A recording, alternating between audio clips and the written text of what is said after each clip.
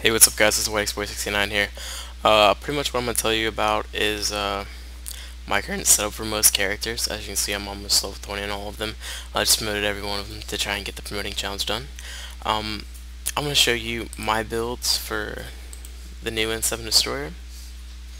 Alright, first of all, for this one, for the Devastator mode, I definitely keep it all the same except instead of the rate of fire, I'm leaning towards the magazine size upgrade. Because you know how they just did the nerf on the ammo capacity it already gives? So now the Typhoon went from being 215 to 200. So if I kick that, go for the magazine size upgrade, I can get 215 bullets back. I don't know what damage that's going to do to the gun, because I really like the magazine size, because I might not be able to like fire as many shots as fast, but just the fact that I can put out more bullets and all that would be a lot more better. I definitely would still take the damage bonus. Now the Hawk missile launcher, from what I have used it with, I have not liked any of them at all. They just don't feel right to me. It's like, it just, the cost of the shield is just so much not worth it, because even though it's reduced by so much, it still is a lot that we're losing. Especially if you think about it like that. Like, I still would skip over this power, just because of the fact I lose my shields because of it. Now, let's say if it was a projectile and didn't cause me to lose any of my shields, like it was, oh man, what's that thing called? Hold on, I gotta look back at it, because, I don't need to look back at it, what am I talking about? For what it is, oh wow, like Carnage, for instance. Carnage is a slow-moving ability. So, if this was a fast-moving one, and it fired 3 missiles, definitely you'd want to take that. But in my experiences with using the Hawk missile launcher, I've always went for the shield penalty, the refiring time, so you can fire off more faster, and then I'm torn between the Hydra missiles and the Cobra missiles, because like 3 missiles, that's a lot of fire explosions you can make. That would be the way to make this guy powerful, is have incendiary ammo on, and then lay into an enemy until it gets the fire mode, and hope and pray that your Hydra missiles go off. I believe you can do the same thing with the frag grenades, but I'm not quite sure on it. I know in arc grenades you can cause tech explosions, fire explosions, and all that good stuff, but that's just the whole thing. I don't know if frag grenades can set off explosions when someone's on fire. And then for the battle suit, I went for weapon damage, power damage, and weapon damage, just to make the grenades more powerful. But now that I think about it, it probably would be better to go with the headshots, considering bosses now have that 50% headshot damage bonus, which is just nice. So let's see here now. It's an extra 70, and you put targeting VI3 on, and my friend told me like targeting VI3 is like 100% more headshot damage. So you add all that together, that's 175% more damage. Who wouldn't want to take that? And then I know people have been going on about like the melee damage, like take the first one and then just get the bottom other two. But here's my thing with that. I'm not skilled with it, and to adapt to it is kind of hard, but from what I've seen, even if you go for all shields and all that, you can still knock back phantoms if you know how to do it right. This is just my opinion of it. It's still kind of hard to think about. Like, it all depends on what you want to do with it. I mean, seriously, it's really, really odd. Next I'll be going over the Turian Havoc Soldier and the Geth Trooper. Okay, for the Turian Havoc Soldier, I think of him as the ultimate unkilling, undying Vanguard. Okay, so the stim pack, what it's mainly used for is to give you buku amounts of shields for 9 seconds. So for that 9 seconds, you're at a heck of a lot of shields. I guess I haven't finished upgrading him yet, but definitely was going to go for the last stage of Armor Legion, and my dog just barked, because he was he has an itching problem.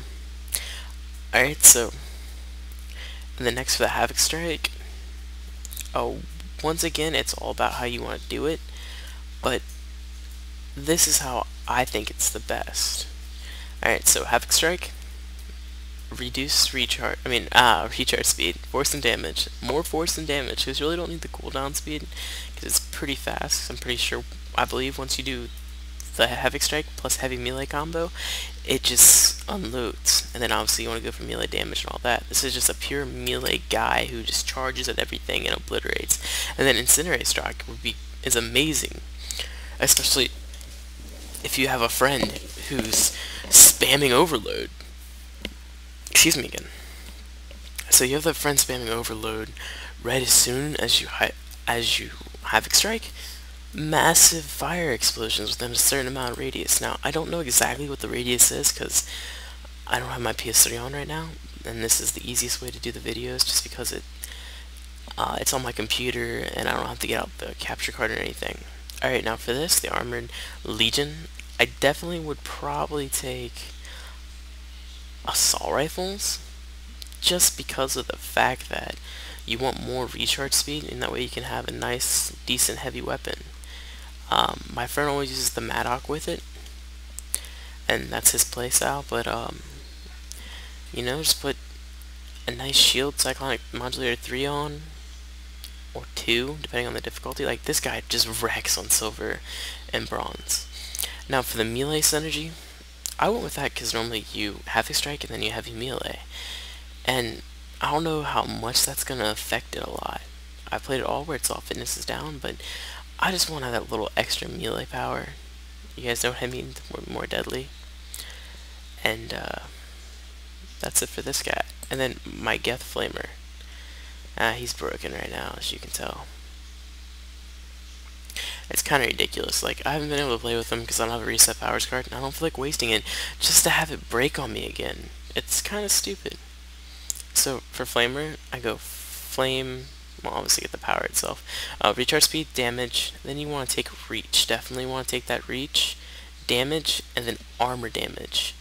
Because if you just rock the Alkali, shoot 2 shots off, 90% of all shields are gone. And then you just hit them and melt their armor to death. And then for fortification, durability, power synergy, definitely. Just because you want that more power damage. You really don't need recharge speed because your only power you have that really depends on it is the Flamer. And Flamer is pretty fast to heal. Next for Hunter mode, obviously the first 3. And then weapon accuracy. Just because you want to have, because this guy is nice to have a weapon with, because you can't always rely on Flamer. And then power damage to do even more amount of damage. And then this is normally your opinion. I, for one, I like more damage, even though it's like a very bare minimum, like 10%. Like, I think 410 is what it does per second, so let's add a 10% of that. So, that's like 40 points more damage a second. That's a lot. And then, obviously, Network AI, damage capacity, for more power damage, and then power damage. And then you really skip this one so you can have some more health and shields to be more of a tank. Because this guy is set up to be like the Geth semi-hard cannon. Like, he's not a glass cannon, but he's pretty close. So he'd be like the fiberglass cannon. Stronger than glass. Just by a little bit though, I think. Watch it be happen that fiberglass is actually weaker than glass. Alright, so, and then durability, just for that extra, because I don't think he'd be good as a melee character, because, like, let's see here now. I skip over advanced hardware, and then I can take full flamer, go up there and flame them and heavy melee them. That sounds pretty good, actually. I might come through and actually try doing that. I obviously will have playthrough videos about this, just so I can show off what it's about. And then another thing that everyone's been raging about. This is the wrong leveled Fortress Sentinel. There's a lot better way to do this. Okay, now let me get to talk about what the Fortress Sentinel does. What the Fortress Sentinel does is he goes out and he flames enemies for a couple seconds, and then you throw your cluster grenades to cause massive fire explosions, which is pretty damn powerful. He is a very good character, and then if you have like just one dude, like you have a mic in a lobby with someone on Xbox or PS3, just say something to him like, hey, you want to use the Rieger carbine with electrical disruptor rounds. That way I can set off fire explosions. I might get the most of the points, but together we'll make the rounds easier and the game easier. So let's say you have one or two friends. You don't always have to do it, but one of you guys could be the Vorcha Flamer or even the Geth Trooper and just have the Flamer up and then overload. It makes it so much easier because you can just set off fire explosions to get that extra critical damage in.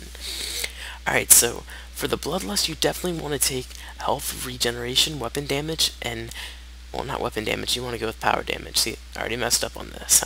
Power damage, definitely, for more bonus damage with your Flamer. And then health regeneration. And for Flamer, you want to put all points in Flamer. You want to go damage and armor damage, and rock the Alkali, and another gun. Definitely this relies on Alkali. Most people like the radius because that means that you can set off more fire explosions. For instance, the cluster grenades on PS3 can sometimes get glitched up and stick all together if you're off host, and it's just terrible. I would take radius just so you get off more fire explosions on more enemies, so you have a controlled area, and then shrapnel. From what I can tell, shrapnel, it doesn't really say what it does. It increases the shrapnel in a bullet. So does that mean the bullet pellets will spread farther out, meaning more area? That's what I'm thinking it is. You can try power damage, and then all that, like, you get massive area. Just like, it's gotta understand what you want the character to do and how to play with them. Like, I just give examples of how to use it and the builds that are required to use them. It's just hard to adapt it for each version. Like PC version, most of the time it runs so smooth. I actually played the demo because I don't actually have it for my PC yet, but I plan on getting it and restarting 500 more hours of my life in that game just so I can play it on PC and love it for PC and record more videos, because it's easier for me to use Fraps to record videos. Alright, as you can tell, this can be interchangeable with anything depending on your preference or what you feel works better. Like, instead of this force and damage, you can take the radius and the force and damage and still do good damage. Alright, so for the Fortune Resilience, you want to keep that at 4 for that more damage and all that. And then you should be left with this at 4 also for the more health. You could take more power damage, but it's not really necessary. With the fire explosions and the flamer's ability, you'll just be wrecking fools, especially with that bloodlust bonus when it stacks 3 times. I believe it's 5% more damage per stack, which is 15% more damage, which is pretty dang good. And then the Paladin, as you all know, like, these builds are based on one of my favorite YouTube people, Excalibur. I like the way he levels up his characters, and I like the way he tells people how to use their abilities. It's just really amazing how he does it. Now, for the Paladin, I'm really torn about this guy. I like him. He's a pretty awesome character to use. But here's the catch. His abilities and the way he is makes him weak as hell. Like, first of all, I definitely would take the durability, because that gives you, like, the 4 and shield mastery, because that gives you full max health for this character, and he doesn't really have that much health. I definitely would take the first 3 for now. Energy drain, definitely the first 3 for now. Incinerate the first 3, and then snap freeze the first 3. Alright, for snap freeze, you definitely want to go with reach. Excuse me. In my experience with it, I've had enemies like a good, let's see here now, 40 yards away, for the American people who don't know, and snap freeze has reached them. It doesn't look like it does, but I guess like the particles like drift farther out, causing it to reach the enemies. But I have snap freeze enemies pretty far away. I would say it's about 2 times that of a Reeker Carbine, if you think about it. And then cryo explosions, because, come on, everyone loves more damage. And then damage and weakness is really good for helping out people who are random who don't really set off your combos. But if you're with a bunch of people who are your friends and are willing to help you out, I definitely would go with the tech combo. 100% more damage for cryo explosions. No, I don't think it's cryo explosion. I believe it's just, no, it should be cryo explosions, all explosions, because it's a tech combo. And a tech combo involves a fire explosion and cryo explosions and all that. So you get 100% more damage, which is ungodly. It's better than the damage and weakness. That's pretty good. And the reason why you take some Incinerate is because enemies who have health and no shields, they could have had shields before, but they don't have it now, will not set off cryo explosions. Because in order for it to work, energy drain has to drain on it. So what you want to do is you definitely want to have at least 3 points Incinerate. Energy drain, I'd recommend Radius, Drain, and I'd say Armor Burst, just so this character has more survivability rate. And then obviously power damage and power damage. This, I don't know how it works out. I've played 2 games as him, and he's got so much potential, but I just can't play him.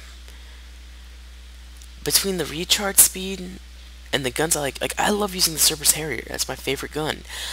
But it's hard to just throw an alkali on him because you want him to have some more damage qualities and all that. But he's a good character. He's really good if you know how to use him. Like, if you have a Nova Guard in there, you can set off mad fire explosions, mad cryo explosions, and all that good stuff. Because the Nova Guard is like the ultimate set off character. Because you have Biotic Charge and Nova that both activated, and both can be used rapidly in succession, one after another.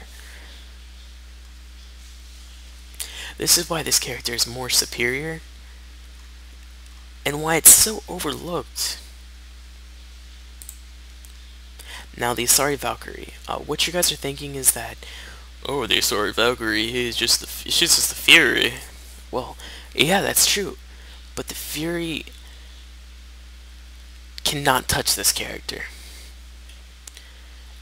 As you can see, this got glitched up too, which is another reason why I don't use her. Damage and damage taken. I don't know how impact radius lasts.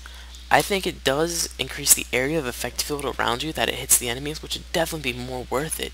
And then you're going to want that drain for getting some of your health and shields back, because even though she has the tech armor and everything, she's still pretty lightweight, because she's an Asari. And then warp, obviously detonate, expose, and pierce. That way you weaken that armor, you get more damage done by your allies and all that. And then for the tech armor, durability, power damage, and power recharge, just so you can spam abilities a lot faster. Because if you don't take power recharge speed, you're sit there and you gotta recharge, and you can't set off as many explosions as you want. Now, I know this character is pretty powerful, but imagine if you had Shockwave. This character would be amazing. And then power damage and more power damage, just so you can last longer. And then shield and shield recharge. Well, obviously, if you took these abilities like I have set up, you can only settle for damage capacity and then durability, which is pretty good. Alright, so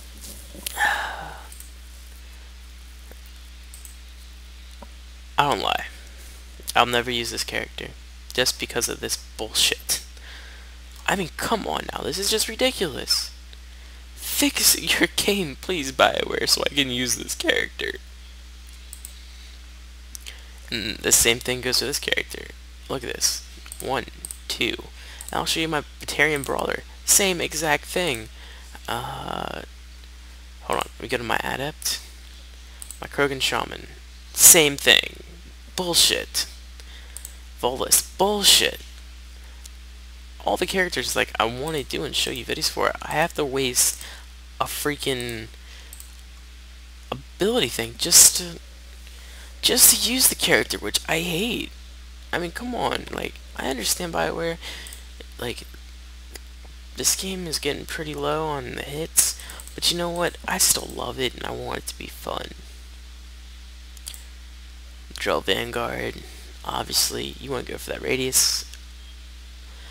Weapon synergy would probably be better, but I just like power synergy, so I can body charge, cluster, and just mess stuff up. It's so much fun. And then weapon damage, power damage, weapon damage, fitness, all health and shields, because he is not a tank at all. And, well guys, that's been my little rant slash builds for characters who I think are going to help most of the people get through gold and platinum. Like, with this class right here, in the right hands, this character right here can get you through most. I was level 5 in a gold match on Glacier. Yeah, Glacier. With the freaking... with the javelin. I don't think I was level 5. I think I was like... Yeah, I was level 5. I had this point up here to stim packs, no points in overload, to damage and tactical cloak, and that was it. And I beasted through the whole thing, unstoppable and unkillable. It was really, really adaptive. Geth Infiltrator, just the godly beast he is. Obviously, you just don't need that damage. You want to have a little bit more health and shield so you can survive at least one missile. And when the new drill comes out, I don't know if you guys realize this, but the new soldier, the Quarian Marksman, where are you? You can't see his abilities, but they changed him. Now he has Sabotage instead of... what's that skill called? I can't remember right now. Recon Mine. He was supposed to have Recon Mine, and they changed it because they knew he was going to be OP with Marksman. Like, boom, set it up, power recharges, boom, annihilate everything. I can't wait to unlock him when I go back to playing this on PS3. I'll probably play it some more tomorrow, but I got midterms coming up and all that good stuff. So now I'm going to go to my inventory and show you my gold guns all done. Played this game way too much. Now for my ultra rares. I don't get any ultra rare drops. I haven't even got the freaking Indra. The Indra! I still don't have it. I got the Valkyrie, the Valiant 3, Eagle 3, Crusader 4, and my Hurricane 5. I really want to do a video of the Hurricane just because it's such a monster. Alright, my mods, everything's maxed out. Leaderboards. And I'm only 812th in the United States and 1,600 in the N7 ranking for global, which is not that bad. I played this game a lot. I promoted a good bit of characters, so it's understandable. And just some of my good friends. Alright, now here's another thing. Alright, where is he? This guy right here. You'd be like, oh, his thing is at 630. That motherfreaker's got every gun unlocked. He's one of the best players. He's the people I used to do Platinum with, and we dominate. That's how we did most of our speedruns of Platinum. He's really good. Low in 7 rank. Now, please don't send friend requests to these guys. They probably won't accept you, and then they'll rage quit on me. Alright guys, thank you for watching. I hope you had a good day. I will link each part of the video